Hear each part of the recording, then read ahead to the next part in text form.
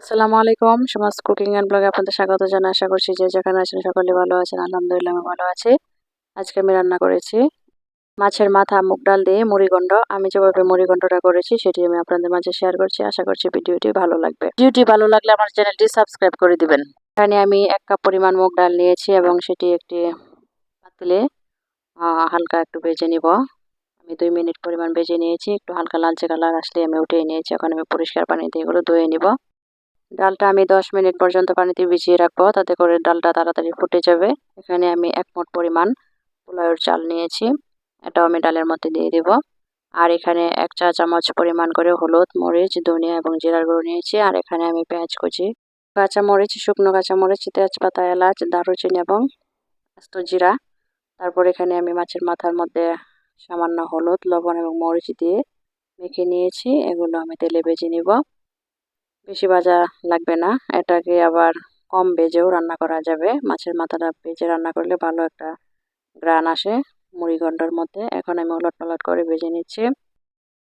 মাছের মাথা এক পাশ হয়ে আসলে আমি আরেক পাশ ভেজে নিয়েছি। এগুলো ভেঙে রান্না করা যায়, ভেঙে গেলেও কোনো সমস্যা নেই।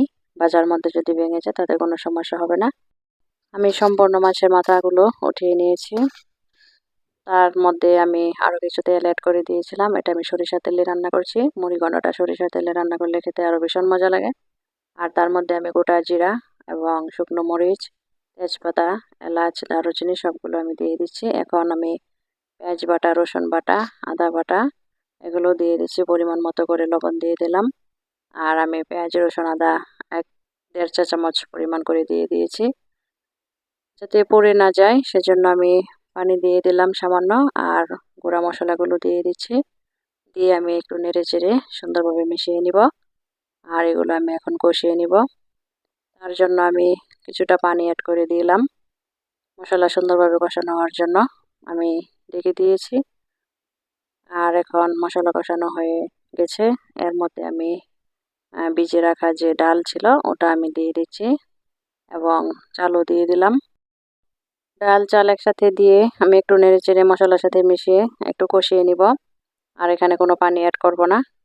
চুলার আগুনটা মিডিয়াম হিটে করে রেখেছি। আমি আবারও নেড়ে চেড়ে দিয়েছি। আমি এখানে সম্পূর্ণ মাছের মাথাটা দিয়ে দিচ্ছি, দিয়ে একটু নেড়ে চেড়ে মিশিয়ে নিচ্ছি এবং এভাবে একটু কষিয়ে নিব। তারপর আমি এর মধ্যে কিছুটা পানি অ্যাড করে দিয়েছি, যাতে তলায় লেগে না যায়। একটু ঢেকে দিলাম।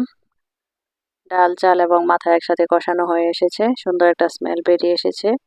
আর এখন ডালটা ফোটার জন্য আমি পরিমাণ মতো করে পানি দিয়েছি। আমি এখানে 1/2 লিটার পানি দিয়েছি। এখন আমি ঢাকনা খুলে দেখে নিয়েছি ডালটা কতটুকু সিদ্ধ হয়েছে। ডালটা সিদ্ধ হতে আরও কিছুক্ষণ সময় লাগবে, সেজন্য আমি আর 1/2 কাপ পানি দিয়ে দিলাম। এখানে আমি গরম পানি ব্যবহার করেছি, তাতে করে ডালটা তাড়াতাড়ি সিদ্ধ হয়ে যাবে এবং ডালের স্বাদ নষ্ট হবে না। আমি ঢাকনা খুলে দেখে নিয়েছি, ডালটা প্রায় সিদ্ধ হয়ে এসেছে। তার মধ্যে আমি 4টি আস্ত কাঁচামরিচ দিয়ে দিলাম জাস্ট ফ্লেভারের জন্য। আর 1 চা চামচ পরিমাণ আমি ভাজা জিরার গুঁড়া দিয়ে দিলাম। ভাজা জিরার গুঁড়াটা দিলে সুন্দর একটা স্মেল চলে আসে। আর ধনিয়া পাতা কুচি ছিটিয়ে দিয়েছি। কেউ যদি ধনিয়া পাতা কুচি খেতে না চান তাহলে না দিলেও হবে। তারপর আমি ডালটা এই অবস্থায় উঠিয়ে নিয়েছি। এখন আমি পরিবেশন করছি। আমি দেখিয়ে দিচ্ছি আমার ডালটা কতটুকু সুন্দর হয়েছে। আমি একটি বাটিতে ডালটা সার্ভ করছি।